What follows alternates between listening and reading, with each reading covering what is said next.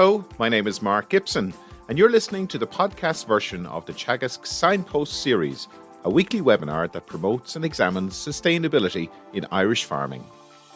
A very good morning to you, and you're welcome to this morning's Signpost webinar. My name is Mark Gibson, and today we'll be talking about hedgerows. And just to remind you that the Signpost series is brought to you by Teagasc Connected in association with Dairy Sustainability Ireland, the National Rural Network, and Food Drink Ireland Skillnet. So I hope you've all had the opportunity to enjoy the fine weather and the beautiful Irish countryside during the holiday season. But today, as I said, we're going to be talking about hedgerows. As we know, hedgerows are hugely important wildlife corridors in Ireland, and they connect isolated woodlands and help mammals, insects, birds and bats get from one part of the countryside to another. And there are many, many more benefits of hedgerows. So I'm delighted this morning to be joined by our main speaker this morning is Dr. Keena, who's a countryside management specialist with Teagasc. So Catherine, you're going to be talking to us about the different types of hedgerows, the acres hedge actions. Thanks very much again, and we'll hand straight over to you. Okay, thank you, Mark. I've been talking about hedges for a long time, so I'm going to give some simple messages today. Hopefully everyone will take away 3 simple messages. Best practice management for our 2 hedge types. So the title gives the hint to what I'm going to talk about. 2 types of hedges. If we could clarify that, it would help a lot, I think, to move forward. Mention some of the acres hedge actions which advisors and farmers are now mulling over and will be dealing with in early autumn, and the hedgerow week events. So I'm taking a leaf out of Owen Carton from the Comer Uplands Communities, our ex-colleague's book, in giving you the 3 messages at the beginning rather than the end, or as well as the end. So the 3 things I would love if you went away with today is to know the 2 types of hedges and their specific but very different management. And in summary, it's don't top escaped hedges and don't let topped hedges escape. So I'll come on to that. When planting hedges, which a lot of people will be doing in acres, decide which type you want before you start. So we're back to the 2 types of hedges. And another acres action is coppicing, and it can be very good or very bad. And my plea today is to coppice upside down tallish brush hedges rather than escaped hedges. So back to our 2 hedge types. This picture has both of them. If you can see the one, now it runs right along the back, is what I call the escaped hedge. And the one running at perpendicular to it is the topped hedge, although it is you can see the other one in the background.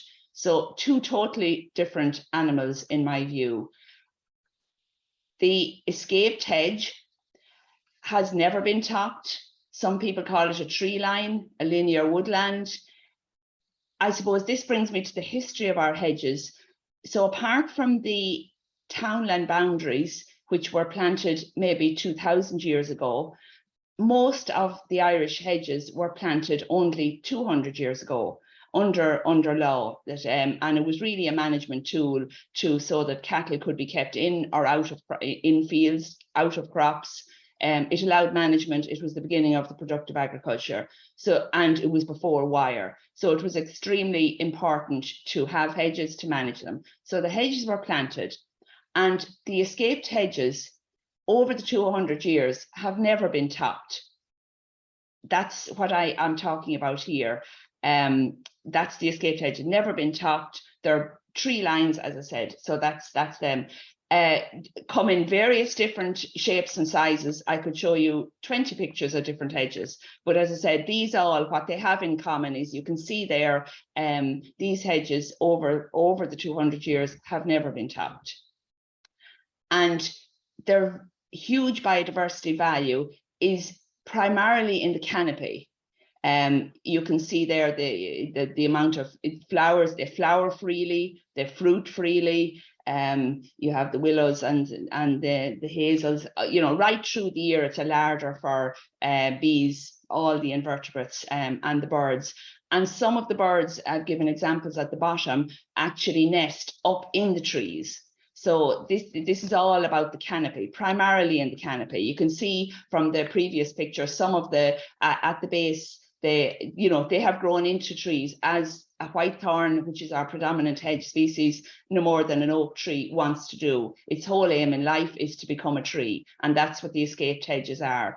They've escaped management, they've escaped topping. Now, the best practice management, again, is to continue never to top them. Side trimming is always okay. We don't want them, they would creep out and out into the field. And while a wide hedge is good, we don't necessarily want we still want the field. So side trimming, but never ever to top. The second type of hedge then is the topped hedge.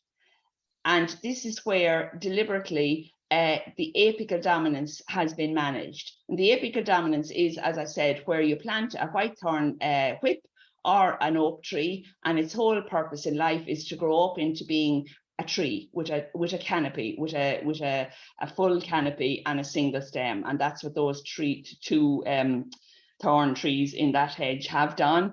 But the remainder of those from day one have been pruned and layered up, so that is so dense. I know the stakes in it there, but the wire has been taken down off that hedge, and I just say not a bull would go through it.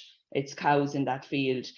So for years that has been layered up, and it's really important then that is kept topped, because otherwise it will escape. And for the value in this hedge is in, well, it has a bit of both. The huge value is in the dense space. You have primarily for the nesting birds, cover for small animals. You have the thrush and the blackbird eating the worms and the snails underneath it. But it can still have some of the canopy biodiversity, not as much as the other, as the escaped hedge, but with the occasional trees, including thorns, you will have flowers and fruit within that hedge. Topped hedges come in all shapes and sizes, some good, some bad.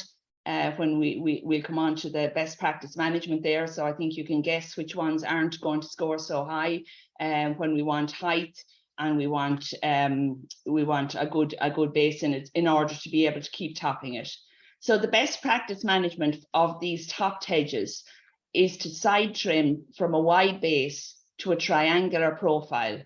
That allows the light to the base, and you have all the hedge growing rather than it being overshadowed by at the top. So the base of the hedge is kept healthy and growing.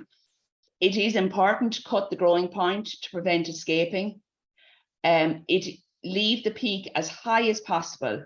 Now the research has shown that below 1.5 is very bad. There are no birds nesting in it because they need cover above and below. So at least 1.5 above the ground level, and that can include the bank. If you can remember 2 pictures ago there was a little fringe on top of a bank, and that does not qualify as the 1.5 meters. But as high as possible. Again, a variety is good on a farm. As high as what the limit on the height is whatever the hedge cutter can trim, can nip off the apical dominance there, and it should only be nipping the top as a triangular point rather than a flat top. And that is a superb hedge that will keep healthy for years. And because there's a whole base there, you can see the amount of growth that's supporting that where we're cutting the top. As opposed to some of the others we'll show. Retain occasional thorn saplings and allow to mature into flowering and fruiting trees. And my preference is to cut little and often, and I'll explain that better perhaps in the next slide. This is typical if you're looking out on your farm and say, this is what I have, and it's nice and neat and tidy, and that would be we have a problem with neat and tidy. But this is whitethorn hedges, but there are no flowers in this hedge. There will be no fruit in the hedge this autumn, and it is not good for biodiversity, and it's not good for carbon, because for carbon, again, the results coming out from Lillian's work shows, the bigger and denser the better. So no flowers, no fruit, not good. Okay, so the overall plan, my vision for every farm is to have both types of hedges. And I think perhaps I haven't talked enough about the escaped hedges in the past, because we're so concentrated on trying to get the cutting of the others right. But they do face a threat. They face a threat of being removed because they're seen as not useless from a stock-proof point of view. They also face the biggest threat they face when farmers take over a farm is that they are cut at kind of 2, 3, 4, 5 foot high, and that then turns them into the upside down toilet brush hedge. But so the overall plan is, as long as you have some escaped hedges on the farm, you follow best practice management for both the topped and escaped, which means that you have some flowering and fruiting trees in the other hedges, and then that keeps, we have both types.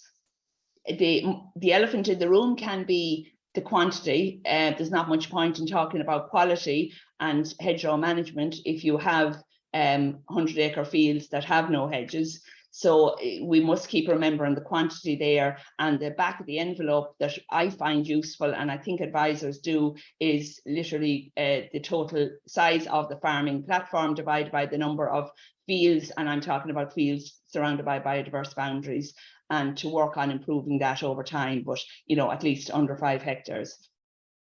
Okay, so moving on to the acres actions and where they fit in with the hedges. So we have 3: coppicing, laying and planting. So this follows on then, okay, coppicing first, just to run through the facts. The minimum of 10 meters, maximum this time around of only 400 meters. I think that reflects the concern about the quality of the work done. So we really need to get this right this time.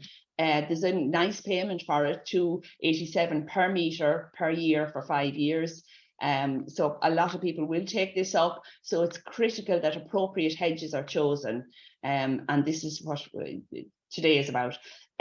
My biggest problem is it is very difficult to see the hedge structure until the winter. The only time I would look at hedges for coppicing would be December, January, when there's no leaves there. Everything looks good at the moment, and that is a concern, because sometimes I know an awful lot of the topped hedges are stumps with fringes on them, and they're not going to support growth, but they put on a show during the summer, and it can be problems. I know way back in the past there was problems if we put that in, something like that in, and it was misunderstood. Somebody thought, oh, you're just trying to get easy money, and it was questioned. And I think we all need to understand there's a lot of the topped hedges could do with being brought back to the ground. Best practice coppicing is critical to improve rather than destroy biodiversity and reduce carbon. And old wire, a really serious warning here, old wire embedded in hedges must be removed before coppicing. So the dangers there, people have been killed, but apart from that, it's the amount of work. So be very careful putting in a hedge for coppicing and then realizing, oh my God, that's a huge job, before the contractor will come to touch it. So 3 examples of which hedge should we coppice. This one could be done. I think it's far too valuable for biodiversity and carbon to coppice. I would fence off both sides and allow natural regeneration of shrubs and ground flora. Even where a hedge is gappy, don't forget there's other biodiversity between that. There's carbon in banks. So when I see a kind of a broken down hedge, I don't always see, oh, I must do something with it. I would far prefer to put my new hedge in a different place and leave when we think about it, 200 years old, they're archaeological features. They have a thread from 200 years ago. The less interference with these, the better, other than to fence off both sides and let then natural, vegetation will come. You wouldn't know what kind of flowers and shrubs will come up. Okay, again, this one, even worse. There's certainly too few shrubs here for successful regeneration. Too valuable for biodiversity and carbon to coppice, in my view. I would fence off both sides and allow natural regeneration. It's too big a job. It just is not worth it. Okay, so the one I would coppice is one, and this upside down tallage brush hedge, because it is of low biodiversity and carbon value at the moment. It's about to die on its feet. because if you keep, now that one may not look too bad there, but you saw other examples there where being cut to the same point every year, only supported by a stump, is where our hedges are dying out. The thorn shrubs will rejuvenate well when cut, because it's thorns. That's the next point. There's no point in coppicing ash or other species. We really are talking about thorn species: blackthorn, whitethorn, holly. Holly generally doesn't need to, neither does blackthorn too much. It tends to grow at the base. We're primarily looking for a whitethorn hedge that has enough thorn stems, approximately one every metre. So implanting is not necessary, because that's a nightmare of a job and is seldom successful in my view. So that's the one I would love to see coppiced. There's plenty of them out there, whether we can see them before the winter, but I think you get the idea. So Catherine, even with the wider than a metre gap there, you're still saying that probably implanting isn't going to be that successful? It's very, very difficult. You're going into a dry soil, you're into thorn sickness, this like apple sickness, where the old tree doesn't want the new one to grow. I don't know where the science is on that, but certainly from a drought and from even keeping weeds down, there is no comparison to putting a whip in there compared to what we're going to show with the new planting, which never fails in my experience. What about a blackthorn? Would that blackthorn or holly is better, but my point is, there are enough hedges out there which need coppicing, which will not need infilling. It will be a superb hedge that will not need a wire fence, because a half hedge is no good, if you know what I mean. Yes. But you can do anything. I'm given very simple rules, Mark, and it's a good point. But this is an excellent job. You can see here, it was an appropriate hedge that was chosen. You can see the one in the background was similar to that. So and you can see it was cut at ground level, clean sloping cuts, sufficient stems, so no infilling was required. So that is a guaranteed success. That will take off and the weeds won't even cause a problem. And then you layer it up again, then up to whatever. So that's the ones. Why not go for the ones that are going to be a success, rather than, this is what happened in the past, the worst hedge was picked. And kind of going back to what you're saying, Mark, we could put one in there, but everything was wrong here. It was cut too high. There was no infilling done. But I still would say I would not recommend the infilling there to grow in such hedges. But in that case, that was probably a tall escaped hedge, and that was destroyed, and we have no result. So that's what I'm warning against. We do not want to see this. It must be cut at ground level, and that is still not a hedge I would have picked for coppicing. Hedge laying, I won't say as much about this. It's an absolute beautiful skill. Same amount of meters. Payment $5.47 per metre per year for 5 years. So it's more money, a lot more labour. Critical again that appropriate hedges are chosen. For this now you need tall hedges. So you are talking about the escaped hedges, but this is a hand job that, in general, people who do this do it very well, and will make it work. It's very difficult to see the hedge structure until winter. So if you need an expert looking at it. Best practice laying is highly skilled work, and is fantastic. But the huge concern here is that diggers and heavy machinery have been used in the past, and that is absolutely not acceptable. So again, just a couple of pictures of the skill there. I won't go into it in detail today. I'll keep moving, but you get the picture. It's coppicing, but not going the full way and laying it over. And some amazing skill shown there. And again, the bottom picture was just to show that he was leaving one of those as a thorn tree. I think that's very important. As he was laying around it, we were going to leave that as a white thorn tree to stand proud and produce the berries. Look, fantastic job, but I would be worried about it being done right. And then we are on to the planting. So again, now it was fantastic here. Now we've up to 750 meters gone up since last. The only slight concern is 750 meters is a lot. Unfortunately, the way the schemes work, this all has to be done in the 1 year. It's not ideal, but we have to work with it. But it's a lot of work to manage. A lot of people plant hedges without thought of the future. So again, the payment there, $5.29 per metre per year for 5 years. on the plants, 5 plants per metre, slightly different than before, double staggered row. At least 3 species, with no one making up more than 70% of the total, must be Irish origin or provenance and purchased from registered producers. That's all okay. But again, critical, and my plea to everybody is, if you're thinking of planting, decide whether escaped or topped, because it's a totally different hedge, and manage accordingly. Planting a new escaped hedge, choose any mix of hedgerow or tree species, because they're not going to ever be topped. You don't prune them after planting, therefore you don't use the compostable film. It's kind of down to hand weeding. It's not as critical because they're going to go into a single stem anyway, and it's fine as long as they are never topped. The big concern with this is, a lot of people say to me, no, I won't bother pruning or plastic or anything like that, and then when it comes to above the wire at 5 foot high, they say, oh yeah, I'll cut it then, not realizing they're already turning it into an upside down toilet brush hedge. It will take a while to come to a doomsday, but it's really, really wrong for our new hedges. If it's an escaped hedge, lovely, I love those, but as long as you're never going to top it. If you want a topped hedge, and in general, people who plant hedges tend to want this one, you must choose hedgerow species that tolerate trimming. You must plan for an occasional whitethorn tree, and include a small number of additional tree species. But I always put the thorn first, because people always tend to, back in the day they would have left the ash, but nobody has been thinking of the whitethorn as a tree. And we're moving on this now with the derogation rules, has done fantastic work. Protect these trees with a tree guard. These are the single individual trees, and partly so they will never be pruned, because the hedge will kind of catch up and you might forget.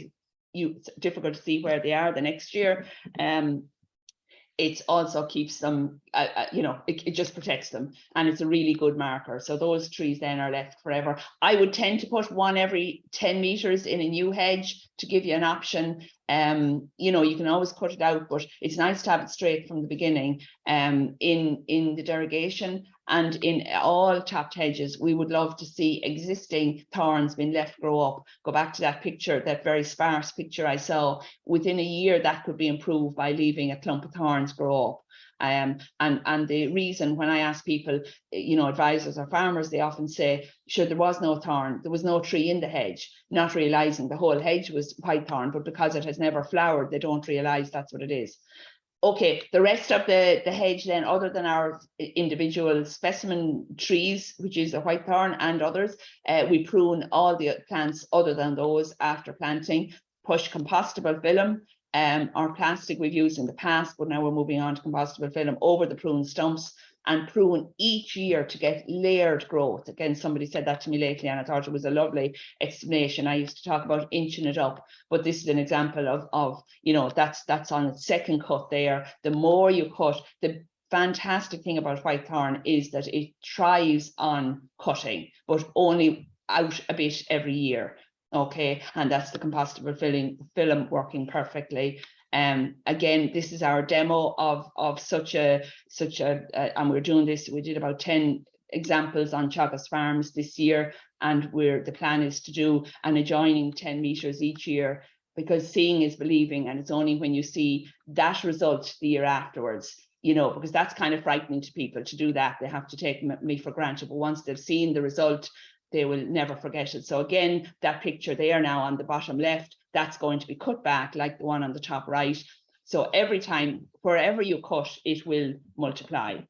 Okay, and again, so in summary, Just one question there, just when we were talking about the film, Yes. what about using sheep's wool as a weed barrier when planting a new hedge rather than using plastic or other? Good question, Francis. Anything that keeps the light out. So people can use cardboard or carpet or whatever, mulch. But in my experience, there is none of those are available to every farm in the country. But anything that keeps the light out, and provided it's kept out all the time, if you know what I mean, because sometimes people throw down a bit of bark mulch or whatever, but unless you keep it layered up, or sawdust, but anything that keeps the light out, that's all we're doing.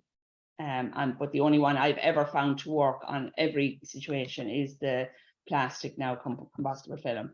So just to summarize then, with all this fantastic work and hopefully education on the benefits of the hedges for biodiversity and carbon and water and shelter and all the different flora and fauna, but only if we have a hedgerow plan on our farm.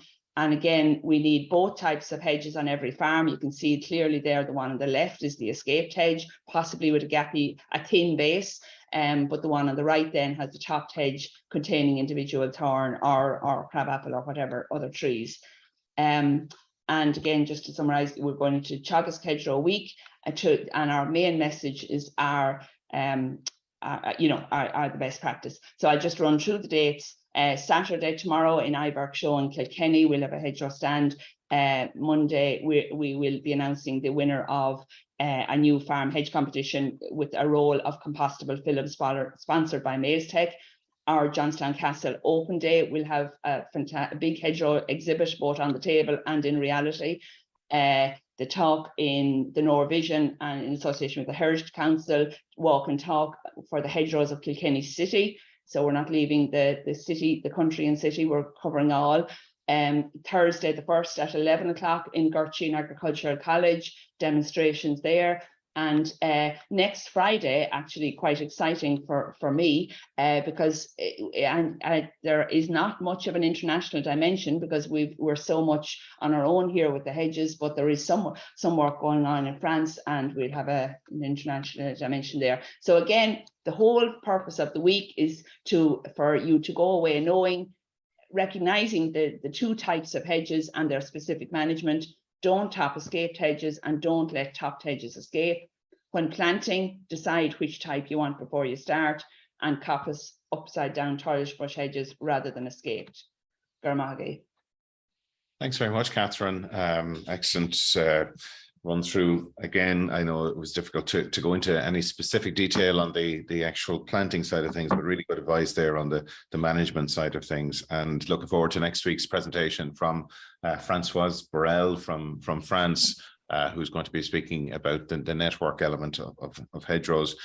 Catherine, just a question for you there in relation to the wilder hedges. I know there's a view out there that by some farmers that hedgerows should be just left to their own devices and not interfered with. What's your view on that? Yeah, I think, and that hasn't helped us. This is where the confusion arises. For the escaped hedges, that's fine. You know, if you side trim, that's fine. Or if you don't side trim, that's fine. But for the other hedge, it's the wrong thing to say. And I think it's providing we have some escaped hedges and we manage that has caused us huge problems for contractors, Mark, that, that it's kind of, we should not touch anything. No, that's not right. That is not right. We need a balance of all types and the right management. But that does not excuse poor management, okay? Poor hedge cutting. I was looking at some of the images you had there of the escaped hedges, the mature escaped hedges. I was just thinking, would that grassland margin option in acres be suitable for though? That it would be ideal, wouldn't it? Oh, Mark, I foresee a time when there'll be a margin around every hedge and every watercourse. Because it's another habitat that's missing off farms. That's another story in its own right, but absolutely the margin along by that would be super, and that's another fantastic option and well-paying option in acres. Yeah. You mentioned about the requirement under acres to have your hedges planted in the first year. Is that correct? Am I correct in that? Maybe not. I think maybe not the first year, but it all kind of has to happen. I think at the end of 2024, I looked at the coppicing. I forget now, did I take it wrong for the planting? But it's not like ideally, you'd love to do a bit every year over the 5 years, and that certainly isn't allowed. Yeah, no, I was just thinking about the pressure that might put on absolutely of new stock and everything. It causes huge problems. Yeah. You mentioned contractors, and Francis, I know that you're working on an event for next week specifically designed for contractors. Would you tell us a little bit more about that?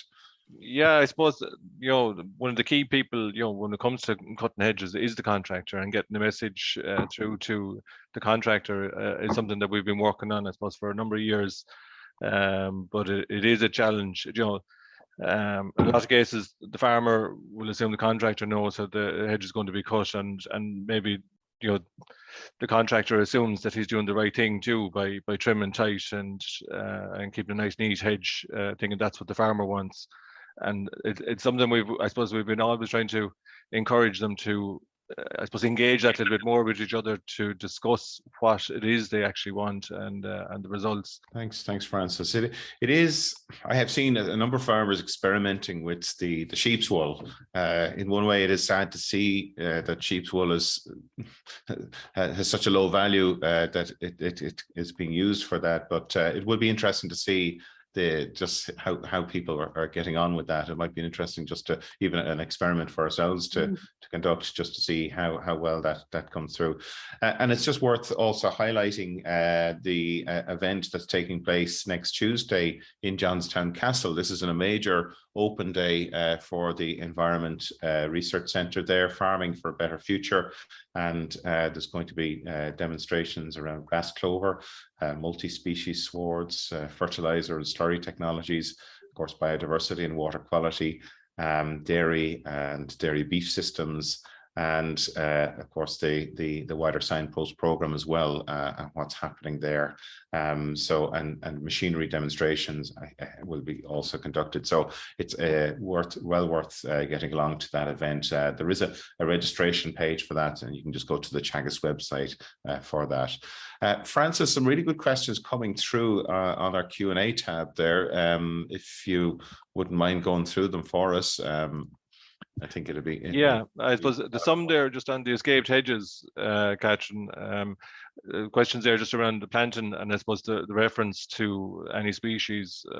Is there a special mix, Joe? Should the reference to what is traditional to that area or the landscape or the local conditions, soil conditions? Yeah, I mean, I'm happy once it's native species and once it's, what's available for the Irish provenance. That's really important. We touched on it before, and I'm very worried about people putting in species that are not not the native species. For example, the dog rose, it's a simple one, but Rosa canina is the wild one, and then there's a Rosa rugosa, which is very aggressive. I'm not quite sure if it's considered invasive, but it's it's so easy to get that in a garden centre. So be very careful. There's nothing wrong with your whole base is going to be white thorn and black thorn, I would expect anyway. But it's just whereas you have to be very careful not to put too many trees in the topped hedge. The escaped hedge, there's less pressure, if you want to throw in your cherries and the ones that you don't want to top, because they'll never be topped. Now, there was a question, I suppose, just around that again. Is it, in that escaped hedges, will it become too dense if all the seedlings become trees? Well, that's why I agree. I would keep predominantly thorn. Okay. Yeah. Just a question, I suppose, back to our membrane and that. Can you spray off the ground before planting? And will there be demonstrations taking place around the country? Absolutely no need to spray off. It's totally irrelevant when you're putting down the compostable film. I've nothing against sprays, but it's just absolutely no need, because you're covering it down, and the wider the plastic, then or compostable film, you will no need. Ideally, turn over the ground. It's just a hell of a lot easier. Anybody who's ever done it will always do it. Get a digger or a mini digger or a plow or whatever to turn over the ground. It probably will grow a bit better, but it's more for the ease of planting. Mm-hmm. There's a question here about yew hedges. Have they a role in agricultural hedges? Yew hedges. Oh, sorry, yew. Not out in the fields, because it's the only one that's poisonous. I mean, they're beautiful yew hedges, in places where there are no animals. But it's just the one you wouldn't put out in the field. There's a history question here for you, Catherine. You might help me with that. The townland markers were planted 2,000 years ago. They're just wondering, how did that happen? How did that happen? I presume it was all to do with marking territory. It definitely was, marking territory. Now, where the townlands fitted into that's I don't know, but certainly it was territorial, keeping I own this one and you're next door, and that's how much they owned at that stage. So yeah, and that leads on maybe to a question there.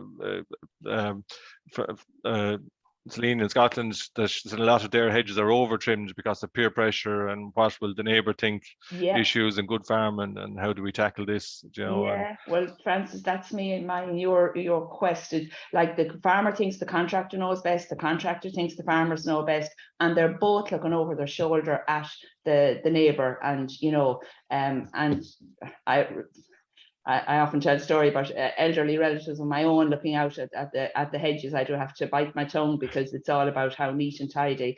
But this is why it's really important this week, and that we engage farmers, contractors, and the general public, because it's the one habitat on a farm that I work with where, you know, we really do need everybody to understand, because everybody has a view, everybody thinks they know, and we just all need to be educated about hedges, so that we give positive signals to farmers to do the right thing.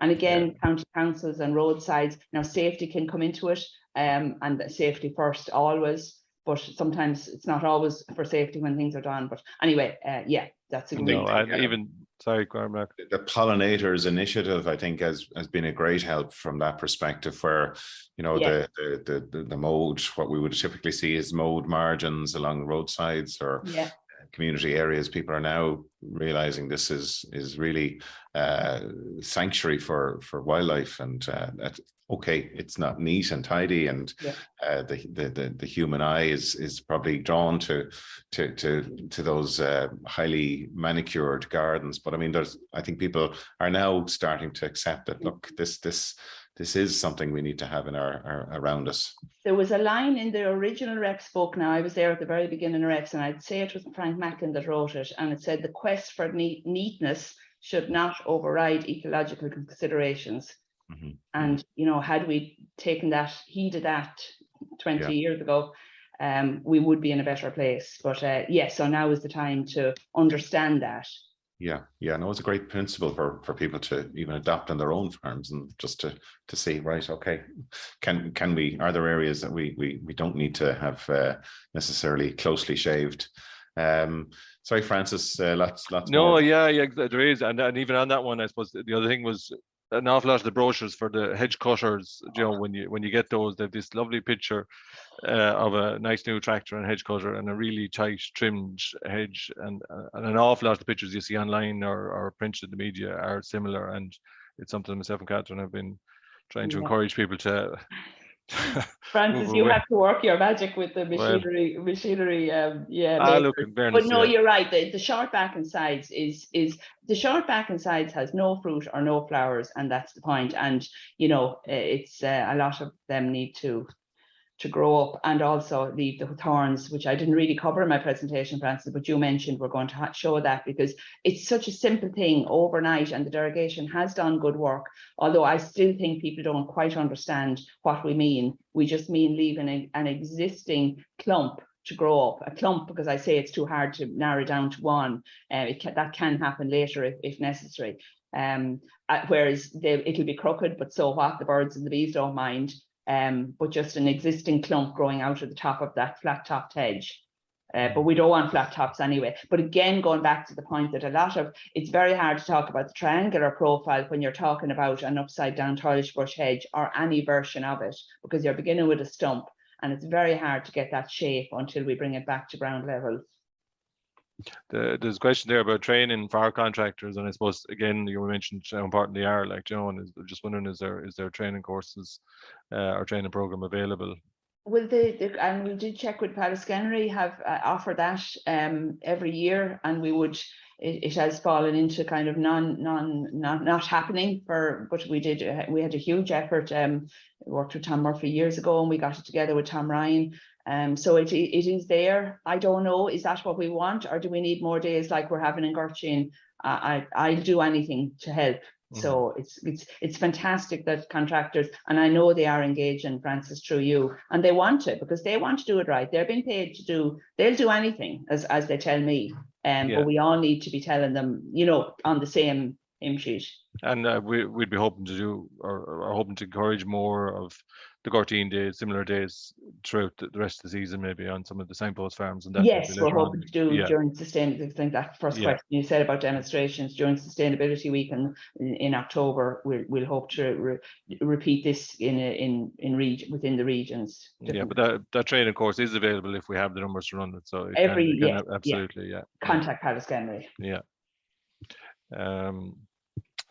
Is it possible to measure the amount of carbon sequestered by hedges?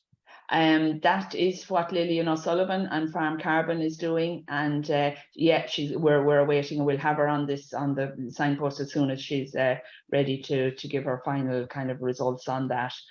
We know they do sequester, and I think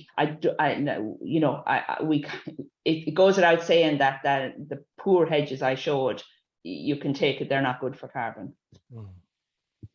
I suppose there's a question here, Teagasc booklet or more information. I suppose where the best place to go for further information? The website, and we have built up a lot of resources now through the Hedgerow Week even. So on the Teagasc website, we have a lot of videos and that there as well that we keep up to date as well. Yeah.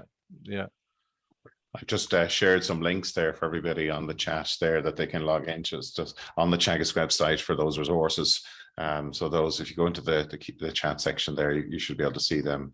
But no, that's excellent. We have quite a few questions coming in around the training side of things. So that's something that we can discuss with contractors during next week's event as well. I know there is a desire there amongst contractors. So perhaps that's something we could roll out through the Connected program. Okay, well, look, we will draw to a close there. Thank you, Catherine, for your presentation today. Francis, thanks for helping out with the questions and also your work in organising the events for next week. And we will leave it at that. So until next week, we look forward to seeing you next Friday morning. Do check out those events. They're very clearly marked on the Teagasc homepage, on the Teagasc website, teagasc.ie. And we ask you to take care of yourselves, and we will see you next week. Thanks a lot. You've been listening to the podcast version of the Teagasc Signpost Series, the weekly webinar that promotes and examines sustainability in Irish farming. Don't forget to join us live every Friday morning for our latest webinar. For more, visit teagasc.ie. And you can also rate, review, and subscribe to the Signpost Series on Apple Podcasts, Spotify, or wherever you get your podcasts from. I'm Mark Gibson, and thanks for listening.